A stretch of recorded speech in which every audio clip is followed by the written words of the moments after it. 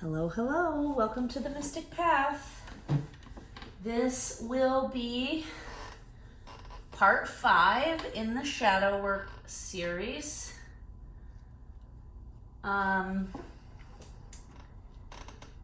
Quick disclaimer, I'm filming this at the tail end of a viral infection that I've had, so that's why I'm not on camera, and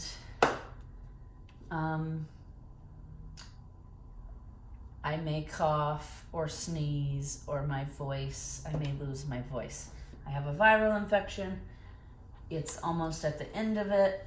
I feel fine, except occasionally I lose my voice, or I cough, or, I'm still feeling kind of tired. So just bear with me. So this is part 5 of the shadow work series. If you haven't seen the previous 4 parts, please check them out. My guides have channeled the information to me in like a way that's like a building block, right? So it's better to start with the first video and watch them all in order, because the information and the exercises and things that you're being given, help you lay a proper foundation, right? So if you skip a bunch of them and then just start at the end, you're probably going to be struggling and encountering some suffering because you're missing important information that helps lay that foundation to growth and healing. Okay, so the topic of this shadow work video, part 5, is: are you vulnerable to negative entity attachment? Okay, so there's energy constantly flying around out there, right? We're constantly dealing with energy. Nothing is actually solid in our world. Everything is just a bunch of molecules and atoms moving so quickly that our eye cannot see them moving so fast, right? So that's what makes us think things are solid mass. Okay, a quantum physicist explained it to me in a pretty easy way to understand, so I'm going to share that. So basically, when you take a microscope and look at anything in life, right, the more deeper you go, the more powerful the microscope, so you can see, right? First you just look in there, it seems like wood grain, then you make it more powerful, and you can see the cells that make up the wood grain, right? And then if you keep going, in anything you look at in the world, in the physical world, you find that nothing is actually solid. When you go as far down in the layers as you can go to look at things on a molecular level, there is space between all the molecules, right? Because atoms have positive or negative or neutral charges, right? You know how when you were a kid and there are magnets, right? And if you have the right side of the magnets, they attract to each other. And if you have the opposite side, they repel, okay? So that's what's happening on a microscopic level in our entire world, right? Is we have some molecules attracting to each other and some repelling. And that repelling creates space in between the molecules. So like I said, if we took this book or a piece of paper from this book and put it under a microscope and went deep, as far down as we could go in magnification to see things on a cellular level, you would see that this is not a solid book, okay? All of the molecules and atoms that make up this page, when you look down on a microscopic level, there is space in between all of those molecules. So nothing is solid mass. We as humans have just created a definition for solid mass so that we have a better understanding of things, right? So basically what happens is, just like how I was talking about, there's space between everything. Well, some of those molecules attract and connect with each other, and some of them repel and create space with each other, right? So that repelling creates space, which also creates resistance. So if I were to push up against this book, right, my hand can't go through it. even though there are microscopic spaces in between the atoms, my hand cannot go through it, right? So because those molecules are pushing up against my hand. So if I push on the page, the molecules are pushing back, which then creates a resistance, which is what we as humans have labeled matter. Okay? Nothing is actually solid. If I was a tiny microscopic piece, I would be able to push through this book in all the spaces. Okay? But I'm not that, right? So that's also how energy works, right? Nothing is solid, even though it appears to be. That's why energy healing works, and we can shift energy, and energy changes, and it's because of all that space in between gives you the room to like put other energy in there, right? So for like energy healing or Reiki, you're adding other energy into the spaces between molecules to then try to change the vibration and heal those molecules. Okay? So when we understand that nothing is solid and everything is energy, we can start to see that energy has qualities, right? There's energy that carries like anger. There's energy that carries envy. There's energy that carries joy, right?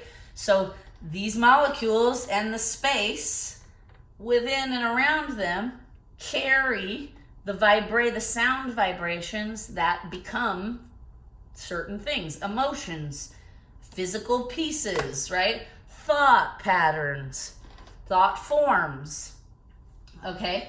So if you're vulnerable, like if you're not doing your spiritual work and your shadow work, and you're not healing and constantly working on yourself and protecting your energy, you're going to be in a much lower vibration than somebody who's like going to therapy, working on themselves, healing, right? That sound vibration is going to be higher. So when you're at these lower vibrations, you're more susceptible to those negative energies attracting to you and connecting, like we talked about, right? Molecules either attract or repel. Well, like attracts like, right? That's one of the laws of the universe, the law of attraction. And there will be a series coming up on my channel on the laws of the universe, so stay tuned for that. But we're not going to get too in depth to that now. But that's how it works, right? So if you're somebody who's like deep in your ego, or you're somebody who's like angry all the time, then you're going to be down in these lower vibrations, and you're going to attract other molecules that are at that low vibration. So you can pick up and carry with you energy entities that are not yours, that you could have just picked up. Like, here's an example. Have you ever been in a room with somebody? Like, I've had this happen. I used to work with somebody who was just so negative. Everything out of their mouth was negative. Everything they did was negative. Just their being was negative. We used to joke, all of us that worked at the place used to joke that this person walked around with a dark cloud that just followed just her, right? Because nothing was happy with her. Nothing was ever good. If you were like, how was your weekend? Oh God, you got like a 10-minute diatribe about everything that went wrong, right? She was just a very pessimistic, negative leaning person in her energy field. If you spent too much time around that, you would start to pick that stuff up, and then you'd leave and you'd be like, God, why do I feel so irritable? Why do I feel so angry, right? And it's because those weren't my energies. I had just picked up residual energy from her because I wasn't properly protecting my own energy in my own space, right? That's why sage is good. Crystals are really good to help us. By the way, this is sage and rosemary. So I know somebody's going to comment, that doesn't look like sage. So there's sage in the middle and rosemary wrapped around it. So that's why it doesn't look like sage. Anyway, so, and you know, you can all probably find an instance in your own life where, like like there's somebody in my family who is just a very angry, hateful, negative person. And when he walks in the room, it's like he brings the vibe of the whole room down. And everybody feels it in my family. Like when he walks in the room, it's almost like he brings a dark cloud that just dampers everything, right? So if I'm around him or people like him, you're not protecting your own energy, you're not wearing crystals, you're not taking care of your spiritual health, you're vulnerable and susceptible to picking up little residual pieces of energy from other people. And then they sit in your energy field and then they start to affect you, right? Like, have you ever just, like, oh my God, why am I in such a bad mood? What is happening, right? Well, that's how you know it's not your stuff. You've picked up something from somebody else because you recognize, like, God, I feel super angry. But it's like, why do I feel angry? And then you try to figure out, like, what am I angry about? And you can't figure out anything. That's how you know. You've picked it up from someone else. Okay? So I wanted to do this quick video. There are 7 energies that are like portals to attachment. So if you're living, now granted, I just want to say this. Nobody's perfect. Even those of us doing the work, we're not perfectly healed human beings, right? There's always more work to do. There's always more layers to peel back. There's always more lessons to learn, right? I always say, new levels, new lessons. Because it's like you'll think, oh, I just got through a whole bunch of hard lessons. Everything's going to be smooth sailing now because I've leveled up. That's right. But when you level up, it's just like when you're in school. You're now in a harder class, and the challenges and the obstacles are going to be more challenging because now you're learning more, and it takes that to grow, right?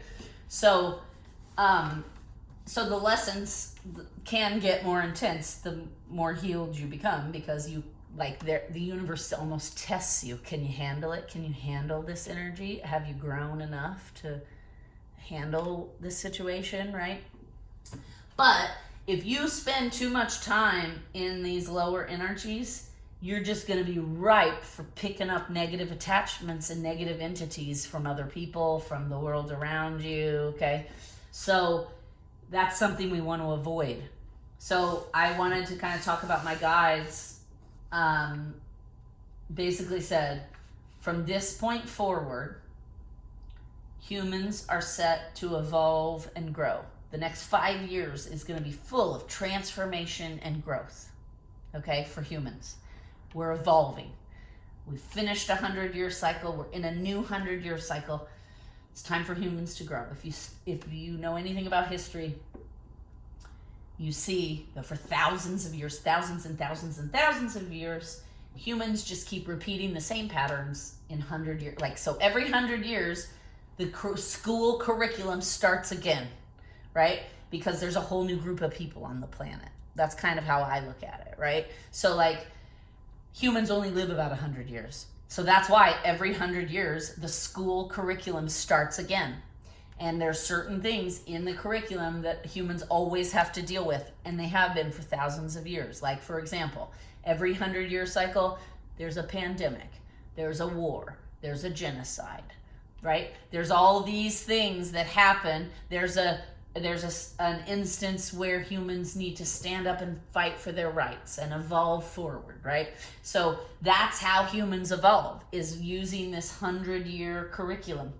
And when you study history and you go all the way back to like 1000 BC, you see, oh my gosh, we're just like every 100 years, we're just repeating the exact same things as humans. And that's because those are new humans on the planet, and those souls have to learn those lessons to evolve and move forward, right? So that when you leave this planet, your soul is in a ready state to do the next thing. So when you understand that 100-year cycle, you understand that, like, when it's time for humans to start evolving and growing and moving forward and being more progressive, a bunch of negative things happen to try to hold us back, right? It's almost like all these challenges and obstacles come up, like war, like genocide, like pandemic, like fighting for human rights. These things come up to see what we're made of, right? It's like, how are you going to handle this as humans? Are you going to get negative and just jump right into the war and be like, yeah, let's be violent? Or are you going to try to resist it and fight against it and be more harmonious, right? It's almost like every 100 years, the same set of challenges come to the humans as like tests in a way. So they were kind of telling me, we're in this new 100-year cycle. We've been in it for a couple of years, 3 years actually. Started in 2020. And for the next 5 years, we're going to continue in this growth cycle of transformation, change, right? Which means there's going to be challenges, okay? They were saying anyone trying to level up and trying to heal their shadow and work on themselves, right? Anyone who's doing the work, who's showing up every day and addressing the four bodies that they have: the physical body, the mental body, the emotional body, the spiritual / energetic body. Okay? If you're somebody who's doing the work every day and addressing those things, then you're gonna be a target for the negative energies, because they are trying to hold down the people that are growing, right? So this is basically what I wrote. Negative entities are currently attaching to anyone not setting boundaries or doing their shadow work. Okay? And so these are the 7 things that negative energy looks for to attach to, right? How I was talking about with the magnets. The one side of the magnet, they attract. The other side repels, okay? Well, the negative energies attract to other negative energies. So if you're spending a lot of your life in any of these 7 energies I'm about to mention, you're probably very vulnerable to picking up negative attachments from the world around you, from the people around you, from the environments around you, okay? And don't get me wrong, we all have our own negative shit too. So don't just think, oh, well, this comes from negative attachment. That's not mine. Sometimes it's your own, right? So, and that's why you have to do the shadow work and you have to connect with yourself to find out if it's yours or if it's something you've picked up and you just need to clear, right? So if you watch part 4 of the shadow work series, there's a series of 7 questions that help you get started in the work. Those 7 questions will help you figure out if it's your negative entity or if it's somebody else's energy that's just attached to you and is bringing you down to a lower vibration, okay?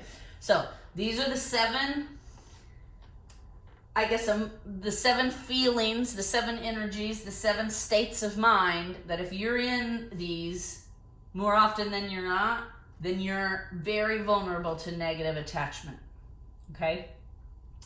A good thing to do, clear your energy every day. We already talked about sage. Palo Santo is another way. Essential oil sprays, crystals, Florida water, burning candles, conjure oil, okay, for protection. Those are all things you need to do to try to protect your energy and keep energy that's not yours from attaching to you and creating problems in your life, okay? So, if you spend a lot of time in your ego or being prideful, you're going to be ripe for negative attachments. If you spend a lot of time in greed or covetousness, which I know is like an old-fashioned word.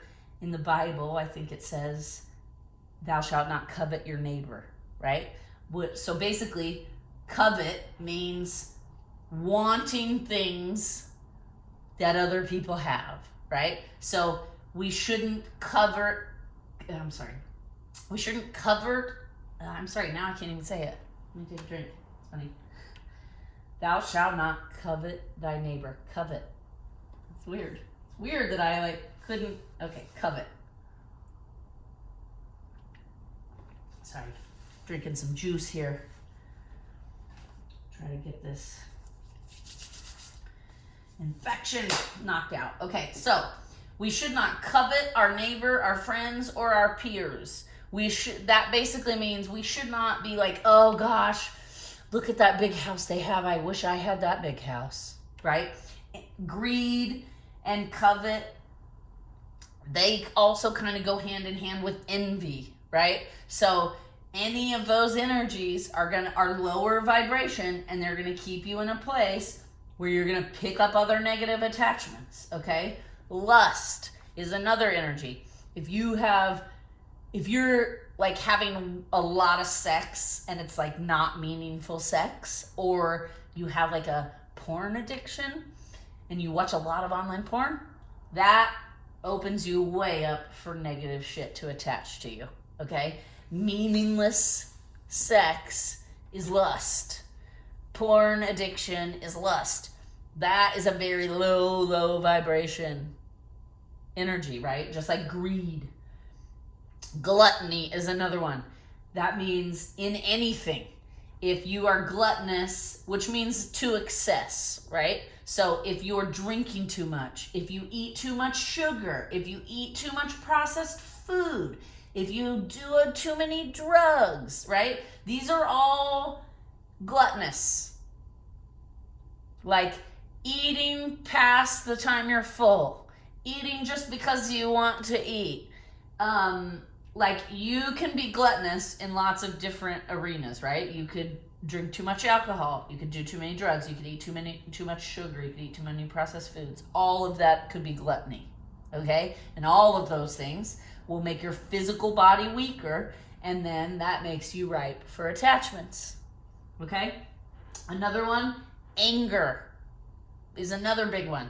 If you're an angry, hateful person, like the person earlier I was describing in my family, you're going to constantly be picking up other people's things, and it makes you even more miserable. I know that's hard to believe, but like this person in my family, they are just a hateful person, and nothing, like they come to family gatherings for like 2 minutes just to tell everybody how stupid it is. This is so stupid, we're doing this, and this sucks, and now I'm leaving.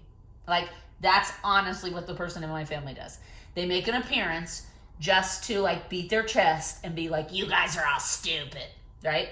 That's because they've been in such a low vibration for so long that they just keep picking up more from the world. And now they're in such a negative, hateful place that they don't even have anything nice to say ever about anything. Like, honestly, my mom actually cooked something really delicious one time, and it used to be like one of the favorite things of this person. And all of a sudden, this one time, they were like, this sucks, this is horrible, I can't believe I ever liked this. And we in the family were like, you've always liked it since you were a kid. No, I didn't, that sucks. It's because now he has so much negativity. He does not do his shadow work.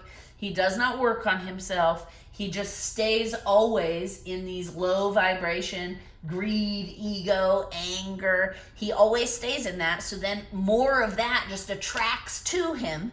And so now he is like a 45-year-old man that nobody in my family wants to be around. And when there are events and things, people are like, God, do I have to invite him? He's the person I was talking about, that the second he walks into a room, it just brings the whole room down. And that's because his energy field is so full of low vibration stuff, because he does nothing to heal it. He doesn't clear his energy. He doesn't do therapy. He doesn't face his shadow, right? So that's what I'm talking about. It's very important that we try to stay out of these energies, because if we don't, more and more stuff will just pile onto you to where then it's almost impossible to do the shadow work or to even understand. Because here's the crazy thing. Somebody in my family asked him recently, like, what is your problem? Why are you so mean and angry and hateful? And he honestly, no joke, was like, what are you talking about? I'm not mean and angry and hateful. Like, he doesn't even know, he's not even aware of how he acts and how everyone else perceives him, because he's so disconnected from his own soul that he has no ability to reflect or be self-aware. Okay? So this is why they wanted me to do this quick video. Sloth or laziness is the other one. So there are 7 energies that if you're spending a lot of time in any of these energies, you are just vulnerable and ripe for attachment of other entities and other people's anger and other people's low vibration issues. Okay? So again, ego and pride, greed or covetousness, lust, envy, gluttony, anger, and sloth, which is laziness, right? So just being lazy, and when you know, like, I really need to go do my schoolwork, or I really need to work on this client project, but I'm not going to. That's laziness, right? When you know you have to do something and you've promised to do something for somebody and then you just don't. Okay, so these are the things. I wrote down all of these 7 energies are gateways that open portals, leaving you very vulnerable to entities attaching to your soul. And then what happens when those energies and entities attach to you is they misguide you. They guide you to do things that you normally wouldn't do. You start acting outside of your character, right? Just like this person in my family. When they said to him, why are you so angry? Why are you so hateful? He was like, I'm not. Because he doesn't view himself that way. Because he doesn't even realize, because he's so disconnected from himself that he has no ability to even like analyze his own behavior. And those are all the negative attachments that are doing that, right? Okay, so I'm going to wrap this up. We're going to pull a card and then I'm going to wrap it up. The only thing I wanted to say that they told me, and I wrote down here, red jasper. This is what red jasper looks like. Okay. Oh, make sure you can see it in the camera here. Carry it with you. Red jasper is very good for protection against negative entities and attachments. Also very good for protection against other people's triggers, right? So if, let's say, because this has happened to me before, right? I was with somebody, they're very easily triggered. I'd spent the day with them. And by the end of the day, they got triggered by something. And then I found myself also getting triggered by that same thing. And it was not even my trigger, right? It was just that I'd spent so much time with that person that our energy fields had overlapped long enough that now I was starting to feel some of her feelings and things. And I then was getting triggered, and I was like, and I was even asking myself, like, why are you getting triggered by this? This is not something that you would normally be triggered by. Okay, it's because it wasn't my trigger, it was her trigger, and her energy was so low vibration and negative that it overpowered me and pulled me into her trigger. Okay, if I had been carrying a piece of red jasper, that would not have happened. Okay, so that's what I mean when I say protection from other people's triggers. It's not going to protect you from your own triggers because you need to work on yourself when you're triggered. This will just protect you from picking up things from other people, negative entities, negative energies, any of this stuff, ego, greed, lust, envy, gluttony, anger, sloth. You don't want to pick that stuff up from other people. So the red jasper is a really good protection for that. Okay, and let's pull a female archangel card, and then we're gonna wrap it up. This one's not a very big one, this shadow work video. Okay, all right, what archangel is supporting us when whoa okay, what archangel is supporting us when we become vulnerable to negative attachment? I think I know what card wants to come out, but we'll see if it comes out. Whoop. Got stuck in my hand twice. Let's see what comes out. This one. Okay. No, both. Okay, both, it says. Archangel Jeremiel. Archangel Jeremiel. Signs, symbols, synchronicities. And Archangel Haniel. Trust your vibes. Oops. Okay, I'm going to read from the book, and then we'll wrap it up. Please like, share, and subscribe. Thank you for watching. Comment down below. If you have anything to say, we're trying to grow the channel this year. So any help you could give in that arena would be very grateful for. Thank you so much. And thank you for watching, as always. All right, Archangel Jeremiel. Number 16, signs, symbols, synchronicities. We'll read it first. The angel message is, angels are showering your reality in meaningful ways to support you and reflect your divinity. Archangel Jeremiel, whose name reflects divine mercy, serves on the orange ray of acceptance, compassion, and understanding with his counterpart, Archia Freedom. Jeremiel is a gentle angel who helps us navigate life through symbology. He guides your prayers and questions. He guides your prayers and questions have been heard and are being answered through signs, symbols, and synchronicities. Notice these as well as the white feathers. Oh, pages are stuck together here. Okay. As well as the white feathers, repetitive number sequences, hearts, and wings reflected in your environment, otherwise known as truth bumps. These are the ways your guardian angels inspire you.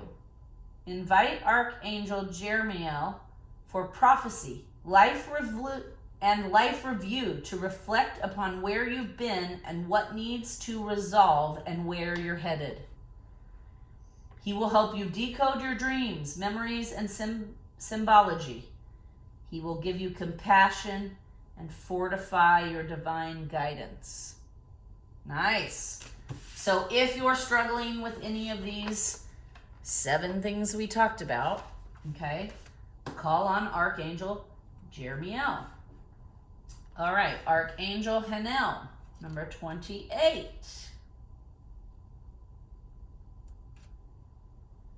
28. Trust your vibes. Okay? Enjoy a practice that supports you to trust your inner guidance and spark new passions. Archangel Haniel, whose name reflects divine grace, serves on the silver ray of illumination, grace, and self-acceptance. Haniel, also known as Enel, is the angel of the moon. He has a calm, cool presence that inspires silent reflection. He's guiding you to enjoy a daily spiritual practice to discipline your mind and body to serve your inner being. Such a form of energetic fitness and hygiene doesn't have to be boring or feel like a chore. Make it fun while being devotional as you meet, merge, and grow your divinity. Not for the attainment of anything, but simply to honor the source energy within you. Invite in Archangel Haniel for commitment, courage of conviction, devotion, discipline, living in integrity, honoring your cycles and moon cycles and sun cycles, self-reflection, and uncovering skills, gifts, and talents. Okay, so while I was reading both of those, I was getting messages in that hopefully you've already watched part 4, because part 4 lays a good foundation for this video, part 5. If you have not watched part 4, please watch part 4, because part 4 talks about both things that came out in both of these archangels' readings, okay? In part 4, we were talking about how you have to commit to yourself. You have to commit to yourself. You have to commit to doing the shadow work. Archangel Hanel is all about committing to yourself, right? So this archangel supports you in committing to yourself to do the hard work to heal and grow and evolve. This archangel brings you signs, energy, support, love, and compassion to let you know to keep going. You're on the right path. All right? Okay, I'm going to leave it there. Please have a wonderful rest of your day, rest of your night, rest of your evening. If you are struggling with any of these energies, if you're stuck in any of these energies, if you spend way too much time in any of these energies, that is the universe telling you it is time to do your shadow work. Also, get a piece of red jasper, carry it with you. Okay? Thank you guys for watching. We'll see you next time.